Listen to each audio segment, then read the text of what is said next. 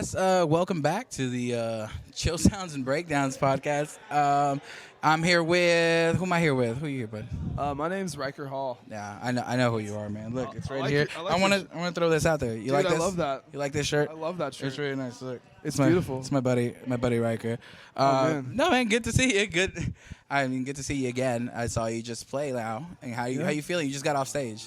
I'm good, man. It was a good time. We actually didn't practice before we played, which is rare. We usually try to do it once a week. We've had the past 2 weeks off just because we played a bunch and then kind of everybody needs some time. You guys have been playing a lot of shows, kind of like back to back, and you've been playing a little bit more because you do like some solo and then you do some like now with full band. Like, how's that going? So I like playing solo. It's all right, but I'm spoiled now getting to jam with the dudes. It's way more fun. It looks so much fun. Like that's the thing I always like. I tell Daniel, who like drums for you guys, and like you guys just look like you're having the best time out there. Like it's just so like fun. It makes me jealous. I'm like, I want to be up there again. But it's such a fun time. Like because you guys make everybody like in the room just like feel like they're having a good time too. And like literally every time like I've seen you guys play, it's the same energy like you guys give. Thanks, bro. That's what we want, man. Just everybody to have a good time.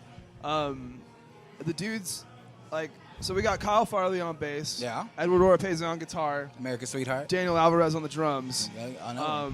3 beautiful, beautiful men. They're actually also good at their instruments too. Yeah, they all play like something else. Yeah, too. they look really good up there too, though. It's like, yeah, I saw Kyle's little leg move today, and I was really impressed with that. He that be came out of dancing, nowhere. bro. Kyle got the moves, man. Kyle does got have the rhythm. moves, dude.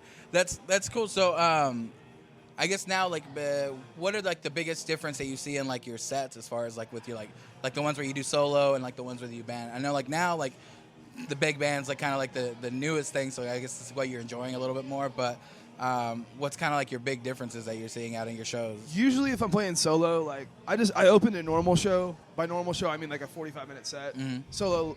And that was my first time doing that in a while. Yeah. It was for Arenda Light and One-Eyed Monsters, and that was really cool. It was fun to get back up and do that. But normally when I'm playing alone, it's like a 2 to 4 hour set. Like yeah, a restaurant. that's true. Yeah. Kind of like some background noise shit, but you know. Because I think the one time I saw you guys do like I think a 4-hour set was at the Silverleaf Lounge. Yeah, man. The cigar lounge, Yep. and I was like, how long is he playing? It's like 4 hours. Like, I was like, I need to stay and watch all these 4 hours. Like, I was like, how is he gonna fill? That's such a long time. You got your Eagles covers and like whatever. There's a lot more cover songs in those. I mean, you kind of have to. Like, it's a long time. To fill all that time for sure. And the main difference is like, I can play new shit on a solo acoustic set that I couldn't necessarily just bust out with a band if I have something. I don't have anything like that right now, but like, the new song Yesterday's Best Kept Secrets. Like I played that solo first, obviously, before we did it with a band. But I think. Yeah, I definitely played that solo first. But that's the newest one that you've like added to the set because actually that's the only new song that like is on the set. Everything else has kind of been recorded and stuff. Right? Yeah, it's brand new. That one's not recorded yet. The stuff that is recorded is we're dropping. So DJ and I actually did it together. And you might be on the album on one song as well. I may be on the album, we made it at y'all's apartment. It's the perks of being roommates with the guy producing the guy recording the album. Well, and you're like a super good vocalist too, so I mean that kind of helps. I'm okay. I dig it, dude. No, for real though, man. That was so much fun though. You're like I was like next door like doing nothing in my room, and he's like, "Hey, we need your help for backup vocals." It's like, all right, and then we're like over there just like. Because I think we did, so we did like serious takes for like that part, and then it was just one like, just do whatever you want on this one, and I was like, okay, and then we're just like yelling. I'm so happy that like all of our neighbors are cool because nobody likes that shit. We're just like yelling out there. But I guess like on that topic, how was like that like writing process going? Like when you went to record with like DJ, where you kind of had all that stuff like already written as far as like when you go out and do your solo gigs, or were you kind of going in and writing some stuff there? So with that, the first song on the EP is called Dim Starlight. I wrote it back in like 2013, I think. Wow. So that song's gone through different phases. Yeah. The arrangement on the album is my favorite so far, and the way we play it live, like I rearranged that song. I love the way that one comes in. Like Thanks, bro. It starts off like real quiet, but then like when it hits like big. It's such a good intro. Thanks, bro. Yeah, I love that song. That one I'm stoked on. The second song is called Past Lives. It's out right now. Streaming now. Check that shit out. Streaming now. Check that shit. Wait, I'm pointing at the wrong one. It's this one. Whichever Streaming now. This That's one. you. This one. That one. All the cameras. Yes. Past Lives. Past Lives. But yeah, that one, I wrote that in 2019, and I've been playing that one, and then it kind of fit the vibe of the record. Yeah. The third song, Dystopian Chic, which is the title of the EP, I wrote actually pretty much in the studio, essentially. Like, that we kind of came up with. DJ kind of threw down some shit on that one, and like kind of bounced stuff back and forth, and that's kind of like, I think that was like when I was listening to it, like to the album, I was like, that's like my curveball, because that's like the heavy one, like gets heavy and stuff. And like I remember listening to it the first time, and he's like, "Oh, listen to this," and it had like the screaming vocals in it, and I was like, "Whoa, like hold up, like what is going on here?" Like it's not what I was expecting at all. But hearing it there and hearing it live, that song like definitely like gets people pumped up. Or at least me, like I'm just like, yeah, like I get real pumped on that song. Thanks, dude. Yeah, that one, I'm excited about that one. It's definitely weird. It's kind of the big, like, I love bands like From First to Last. Okay. And Fall Out Boy and I don't know, like Hawthorne Heights, like people that have the singing, but there's also the screaming shit going on. Yeah, like, that's kind of what I was going for with that. I definitely feel you on that, because like when I started playing like music, that was what kind of attracted me to even get into like anything like sort of heavy or hardcore. The fact that like there were bands that were like singing and screaming, because I think one of the biggest ones that like first ones that kind of caught my attention was A Day to Remember did a cover of Since You've Been Gone. Yeah, dude, that was killer. And I was like, whoa, hold on. Are they singing and screaming? I was like, I can get into screaming if they're going to sing, you know what I mean? Yeah. And then, like, you find, like, other different bands. Like, I think then I got really into, like, Dance Gavin Dance and stuff like that. They had, like, really good singing, but also, like, some screaming parts. That had, like, what's your rhythms. favorite Dance Gavin Dance lineup? Are you Johnny Craig, Kurt Travis, or what the fuck's that other dude's name? Damn, this is a good one. What's his name? Tillian. Yeah. Don't disrespect I'm Tillian like that. No disrespect to Tillian. I'm telling you, no, I'm waiting for the Andrew Wells era. I don't know why they don't let him sing more, but no, I definitely probably just because that's when I started listening to it. I'm definitely a Johnny era, but that first era, like I didn't actually even hear Downtown Battle Mountain. Okay. I heard the EP first, and I was sold on the EP. Like whatever I say is Royal Ocean, like. There's like 5 songs, and it's like the shittiest quality of like music, and it's just like, this is so good. So that was the era I was introduced to. Cool. Now, like one of my favorite like albums all the way through is gonna be Happiness, which would be Kurt Travis. Yeah, dude. Yeah. I'm a big Kurt Travis fan. He's so good. I like the Death Star record.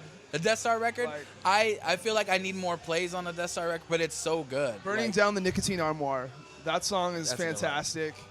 Uneasy Hearts. Uneasy Hearts is like one you have to know, like as far as like that was the song like in that like the Kurt era. I was just like, I think I had a hard time like getting into Kurt because like when I started listening to Dance Gavin Dance, Johnny was kicked out already, but I didn't know that until someone told me. And then I was like, wait, what? He's like, well, who's the new guy? And it was like Kurt. And then I would like immediately look up live videos, and I'm like, oh, he sucks live. No. Like, I saw him. I was just like a big Kurt hater just because like the Johnny era was over. But I mean, after that, like honestly, like once I started actually listening to Kurt, like as a songwriter, and it's like this, I'm like, oh, like Kurt's so fucking good. Like he's so good at songwriting. Like even like his solo stuff has been like really amazing. Have you heard of Eternity Forever? That's that project. Oh my God, you need to listen to it. It's like a 5-song EP he put out with like a band that he was supposed to do. He toured it once, but it's just like this little catchy. I think it had one of the guitarists from like Chan on it. But definitely badass. I would check that out. But no, I have like a matter set for Kurt. And then Tillian, Tillian's probably my least favorite, but he's still good. Dude, he's amazing. He's great live. I saw them at, I think it was like So What in 2017 or something. Like, oh, wow. That was my first time seeing them. Like, and because I mean, I found him in high school with Johnny on vocals, and then like I got into him in the Kurt Travis era, but like seeing him live with I didn't get to see him live till Tillian was in the band, and dude, that dude can fucking wail. Like that dude.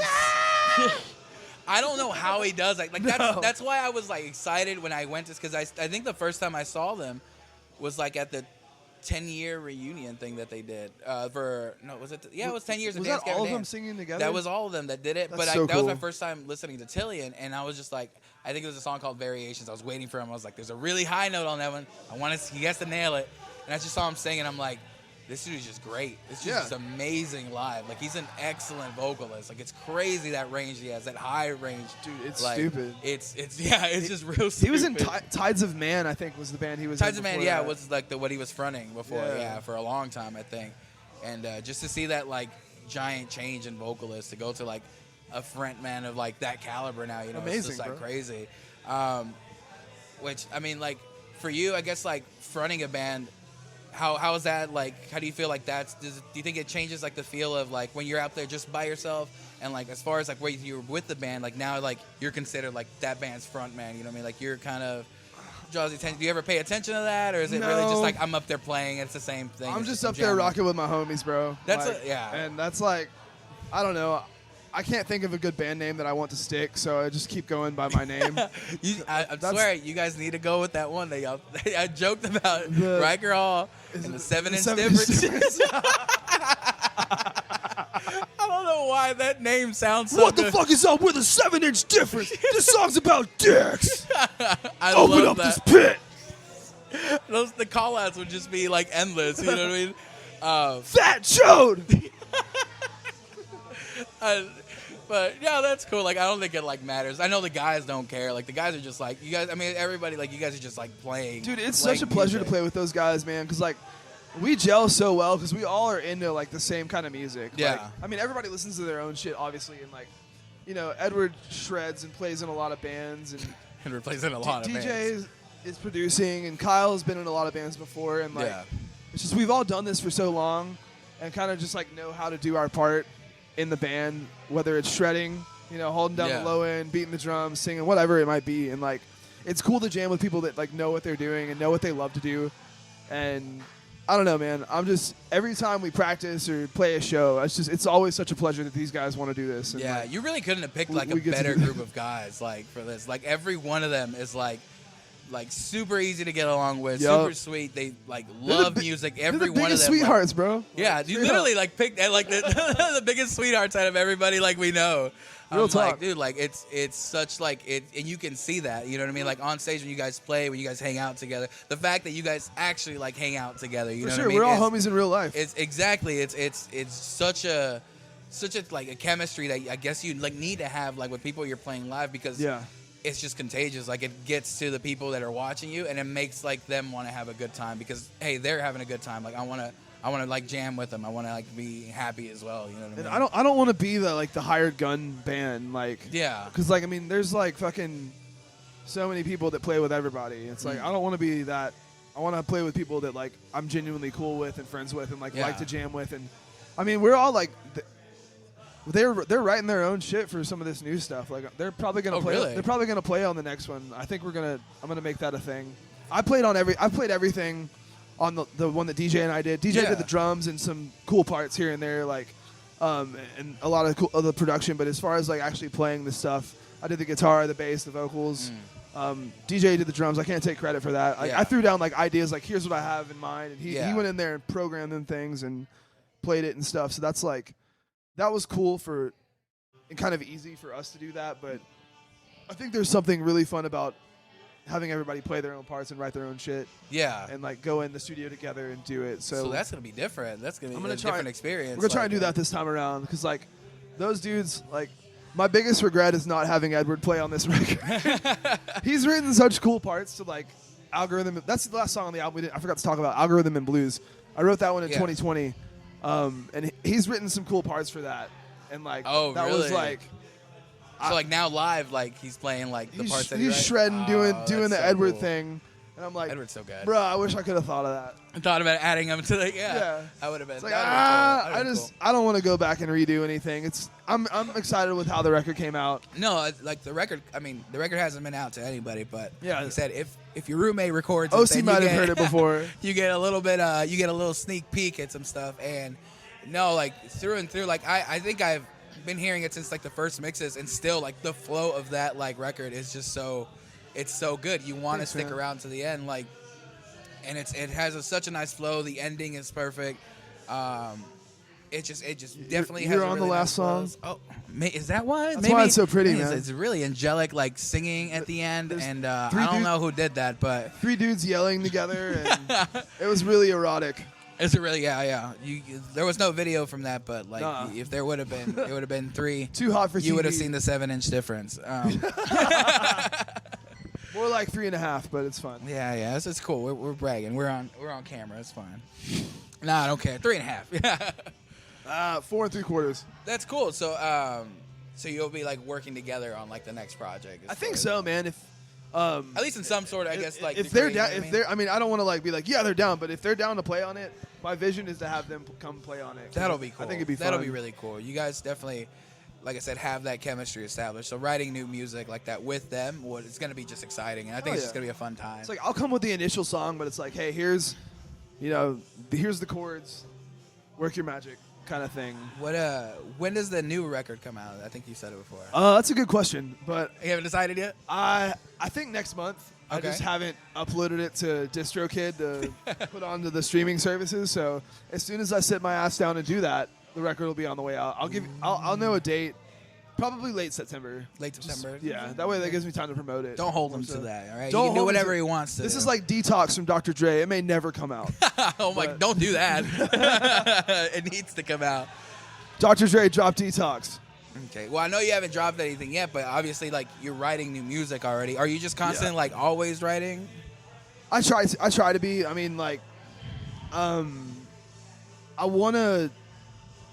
Trying to be more disciplined about it. I get so lost in work and, just the day-to-day grind. Yeah. Going to the grocery store, errands, whatever it is. That I don't sit down sometimes and write when I should, but I got notes in my phone.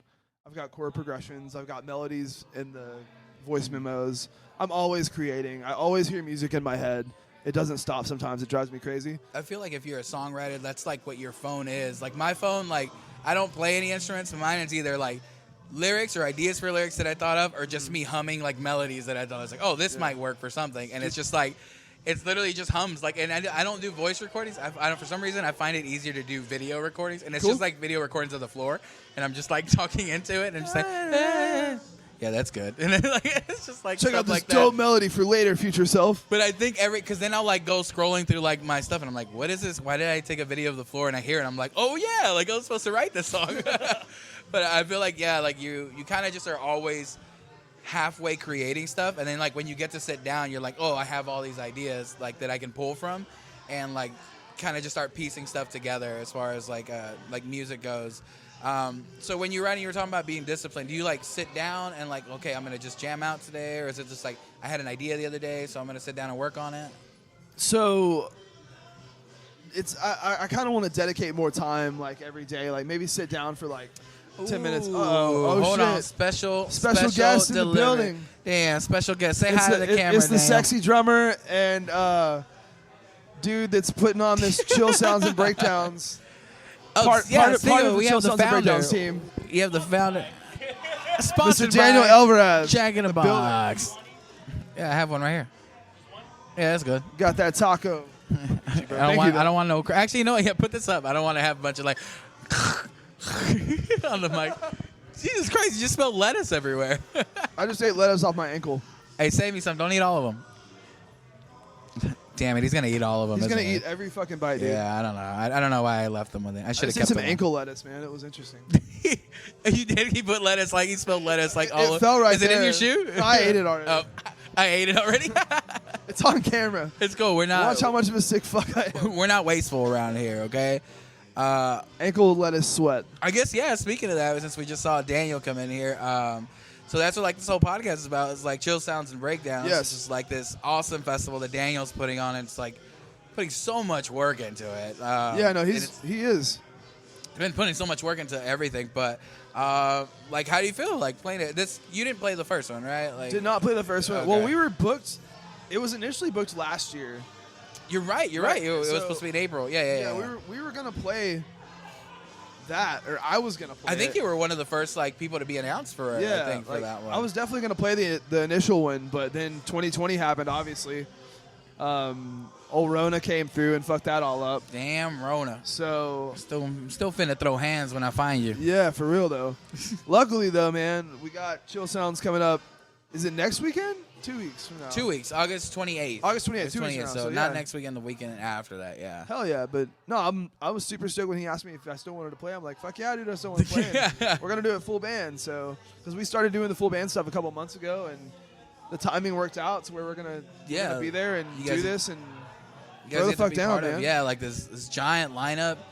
Of vendors, like he's got so much stuff planned for it. I'm so excited to play with a lot of those bands too, because I haven't had a chance to play with a ton of those bands yet. I feel like that's what's a good part of that festival is that like it's so diverse and like who's playing. It's like literally people who would never play together. It's like it is what it is. I'm a fan of them, dude. Like they're good. Yeah, I just had Jesse yesterday on the podcast. Oh, badass, yeah, dude. Yeah, he's a cool dude. He's excited. Like their music. I don't think we've officially met, but I'm a fan of like his vocals and stuff. That's we were talking about those like harsh like yell vocals. Yeah, like, it's fucking cool as shit. Yeah, I was like, those are so hard. I was like, I've tried to sing those songs, man, when no one's around, and I can't do it, dude. I'm just like end up coughing up a lung. Nothing but respect, bro. Like dude, like that dude works hard, man. Shout out Jesse. It is what it is, man. Good guys. But we're Facebook friends, but I want to be friends.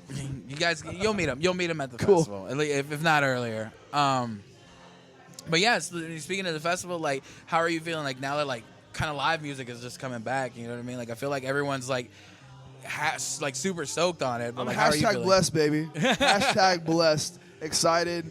I played like a lot of solo shit during the pandemic, like outdoor patio shows and stuff. Yeah. I mean, you got to keep doing your thing. I mean, you know. Like, yeah. I feel like especially for you, like who like was playing like almost every week somewhere. Oh, I mean, even here, like at the Post, you know, when you had like singer-songwriter night, like every week, like every Monday, like you were having like the pandemic killed that, dude. Like, I miss those. Maybe so someday much. Maybe someday we'll bring it back, but yeah, I mean, that was just for people who don't know, singer-songwriter night here at the Post was like Ryker would host and have like a bunch of like invite just like people anybody who wanted to come, like just like singers, songwriters, and like you would have like themes and stuff like that, right? So once a month, I'd like to do a thing where we'd break into like 2 or 3 groups, depending on how many people were here, and I'd give a topic. So tonight we're going to write a song about taking out the trash. So like both groups would write a song about taking out the trash, and one of the people would come up and sing the song that they all wrote together. Like, yeah, because they would write it as a group, and then they would just kind of like nominate someone, unless like they wrote multiple parts to it or whatever. Yeah, for sure. And like, sometimes they'd harmonize, but it was just a writing exercise to co-write with other people. Because like, co-writing's really cool. I don't want to go on a whole tangent and take this other places, but like, you can writing with someone else can help you become a better writer yourself. Because everybody has a different approach to writing songs. Like, I like to write music first and then go to lyrics, but sometimes, you know, maybe you write your lyrics first and then put those to music. Yeah. Like, or maybe you have a melody first and then come up with some music off your melody. Like there's no correct way to write a song. It's just like whatever comes naturally to you and how you do it. Your process is your thing. But I found that working with people that write differently than you can help you become a better songwriter. So that makes perfect sense, because like if you have I guess multiple writers, because you kind of like, even though you try like to break out, sometimes you get in a rut and get your own like little formulas and like I write things like this. Yeah. And like working with other people, that kind of like gets you to break out of that. Or one thing like with like when we had a band was it's just that because everybody was like a songwriter in it, like everybody had like a different take on stuff, and sometimes like my head couldn't see where the song was going, but someone else could, and be like, no, it can do this, and I'd be like, no, it can't, and because that's where I'm limited, you know what I mean? But working with somebody else, it's like, oh no, it can go here, and then you realize like, oh yeah, like I didn't know like that song could like get to that point, like, but because someone else like showed me that you can write this different, it works, and you just become better yourself because you absorb that skill, you know. There's no ceiling, man. We'll put ceilings on ourselves sometimes, thinking that this is as far as something can go. But man, that shit can keep going. Yeah, because literally everybody's individualistic like imagination, just like experience, like what music you listen to. Even if we like the same music, like you still listen to like way different shit at different time in your life, like that just hit a little bit different. And like sometimes we're just searching for like emotions to capture and stuff. Yeah. Like, oh, I remember this song made me feel like this type of way. That's what I want to do. Not even something sonically. It's just like, I want to do what this song made me feel kind of thing. Like that. Yeah, and just work on that. So like channeling and which is gonna be different from like what you can channel. You know what I mean? So no, but yeah, that's you know, that singer-songwriter night was cool because like I feel like people used to be able to do that, and that's a really nice thing that you got to like host and be able to like to bring people together who wouldn't normally write with somebody else and get them working. It was a good time, man, and I'm grateful for the time I got to do that, and I'd love to do it again if they ever bring it back. But yeah, man, I learned a lot doing that too. Like. Yeah, it definitely shows, man, and like your songwriting. It's one of the things that like Thanks, bro. I really like respect about you. And when I saw you guys like creating the album, I knew like some of the songs and parts like you would were writing like there, like you were talking about. I think you said what's the middle one? Algorithm? Is that the middle? No. That's the last one. Is it Dystopian Chic? Dystopian, yeah. So that one when you were writing in there, just seeing like your writing process, like again, like kind of is one of the things you're talking about, like just seeing you're like, oh my god, like how does he write like the way he writes, because it's so different from mine, you know what I mean? So I'm just like, so every time like I sat in, I was just like, that's so cool. Like the whole time I'm just fascinated. Thanks, you know what I mean? Even like when we were doing like little like improv like freestyle songs and stuff like that, like I'm like, that's still cool. That like, song that we did that one day, dude. Yeah. That shit was so fun. That shit was fun. I think I have that in my notes on my phone. I think it's called like Google that Let's shit. fucking Google that shit. Yeah, that shit was fun. But like, even like those like experiences like help. You know what I mean? Like you just figure out how to like let loose and like be silly and like, and I feel like those are good experiences. And I'm really glad that like I met you through Daniel and like here and stuff. But I'm really glad like that we got to meet, because like I feel like so, I've been like feeding off that energy and like feeding off like these people, and I love meeting people who love like music and love playing it. And you're like definitely one of those that you can tell, you know what I mean? Like when when I watch you play, when I see you like write and stuff like that, like you love music and you love what you're doing, and I'm really like glad that I got to meet you, man. Same, bro. Yeah, absolutely, man. Yeah, definitely. Thanks for coming on the podcast, dude, man. I really appreciate you. It's been a pleasure, man. Absolutely, man. Thanks for having me on your podcast, man. We'll have you back anytime. Chill Sounds and Breakdowns podcast, Ryker Hall, and 7-inch Difference is somewhere over there. Follow me on Instagram at Ryker Horror Picture Show, and come see us play at Chill Sounds and Breakdowns on August 28th. Motherfucker. Yeah, it's free. Show up. All right, baby. FREE. Exactly. Come out, have a good time, meet Ryker Hall, hang out with him. He's a cool dude. Become friends with him. He's a cool dude. I'm all right.